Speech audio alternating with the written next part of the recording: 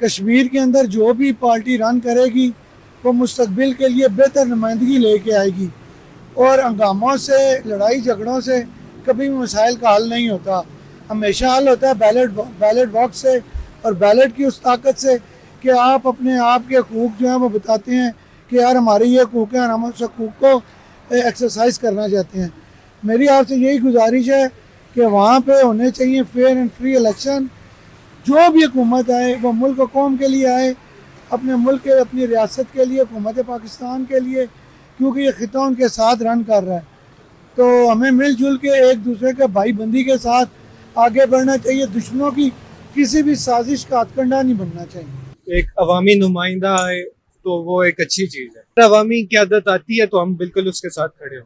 अगर आप इलेक्शन के बारे में पूछे तो इलेक्शन होने चाहिए। डरने और एहतजाज उससे अवाम का भी नुकसान है और उधर के रहने वाले लोगों का भी।